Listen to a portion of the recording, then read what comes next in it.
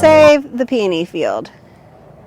So first we have short Godicia and short snapdragons, and now we have save the peony field. The upper part here, right here, the peonies that we planted in the fall are coming up and looking good. The rest over here that are still covered with mulch, not so good. And what we have figured out is this side is too wet, this side is dry enough. So we're going to move some of these to back here, which is going to be dry. And then we're going to move the rest to up here, which is dry enough over here. So we figured if we have to move them, might as well just move them now, because whenever you move a peony, you set it back. But these were just planted, so, you know, now is better than later. Might as well go ahead and move it, try to save it so these roots don't rot in the water. And it's already been started. Bob's moved a lot of the mulch back and gotten this part ready. We're just kind of letting it dry out. I told Bob today, I said, I quit. He said, no, there's no quitting around here.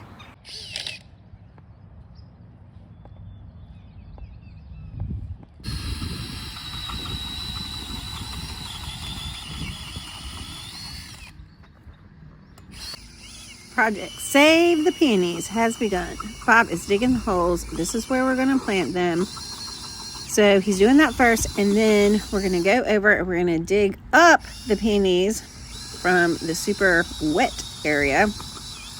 And then we'll bring them over back here and then plant them in this area. This area is only going to hold part of the peonies. Then we're going to have to figure out where else we're going to plant the rest of them. But this up first.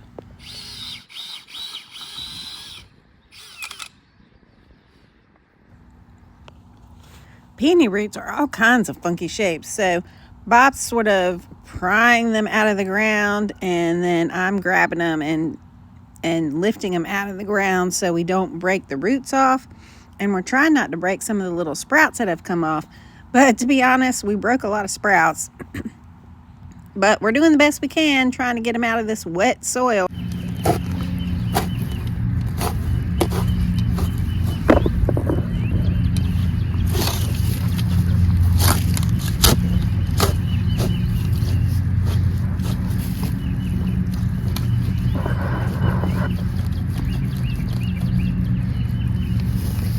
Can you hold it? Oh.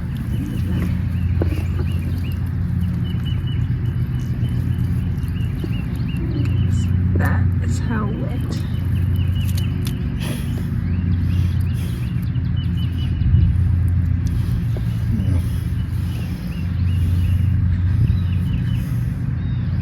It's a bit wet. Yeah.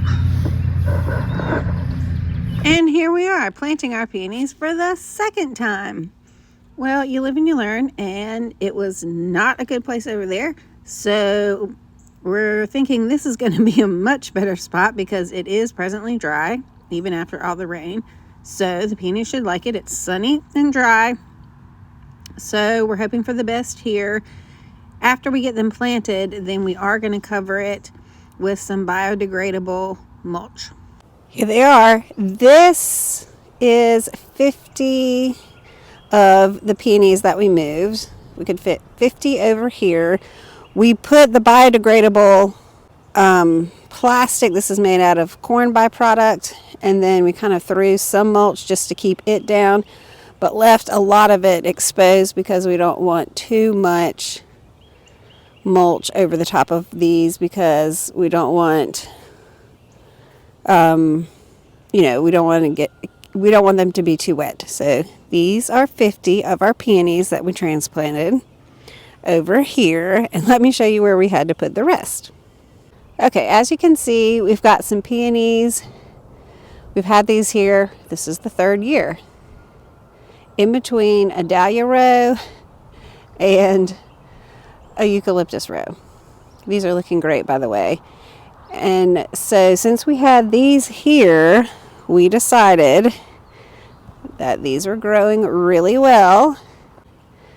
So we went ahead, I think we put about 15 here in between these two rows.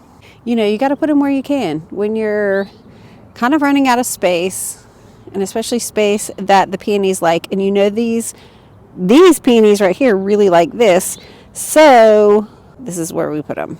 And then over here, where we have this ranunculus bed, right next to these, we put the rest. About 8 of them over here. So we've got all these moved. So we moved about 73 this weekend. We'll see how many. I'm going to show you what we have left to move. At first we were thinking we weren't going to move those. We thought they were doing okay. But after seeing what the ground looks like on all these that we moved, we're definitely going to move those. We might just put some more in here. They won't all fit. So we ran out of energy and kind of time. So now we're just going to decide what we're going to do, where we're going to put them. We're going to decide where we're going to put them. So we have to figure that out. But luckily, we got the majority of our peonies moved. So that made us feel a lot better about the peony situation. I'm pretty sure they're going to live. I mean, they were super soaked in mud. But peonies are pretty resilient, so I think they're going to live. All right, in this upper corner, we thought we could leave these, and we never planted any over here. We thought we could leave these, but that's a no-go. We're not going to. We have 11 of this variety right here, kind of hard to see because they're small, and then 16 of this variety. So we just have to figure out where to put them. This is the driest spot, so they can stay here for a little bit longer without totally rotting away. So these are the ones that looked a lot better than any of the others. So we've pulled away the mulch, drying it out as much as possible, and then we will move them as soon as we can. So this is the last patch that needs to be moved.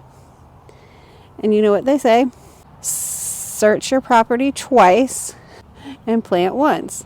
We did not do that. We searched once and planted twice.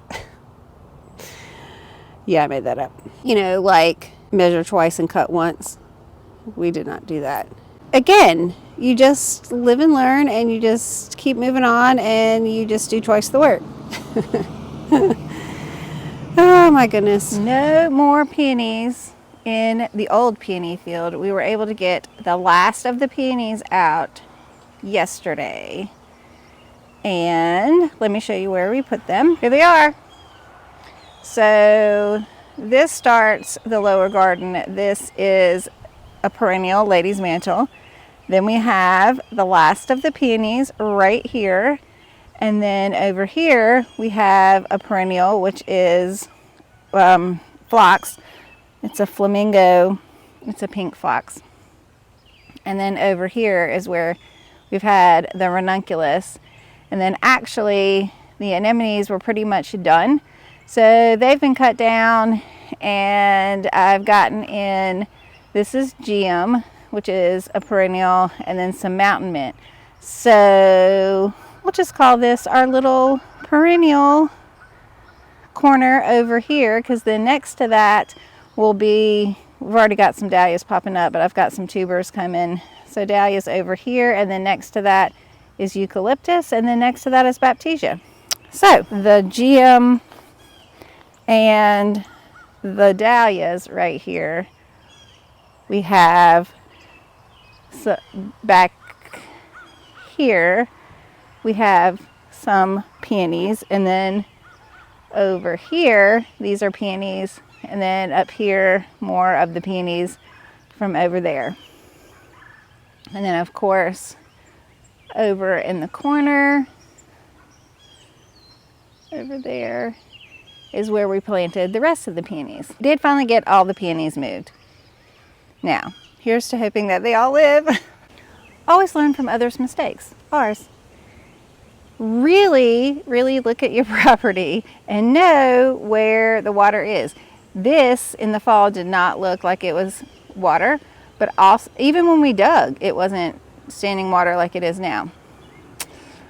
So look, through all seasons, at where you're going to plant your peonies and know if it's going to be wet or not wet. That is the question. So, to be determined next year how all these peonies do. Hopefully they'll look good in their second year versus the first year.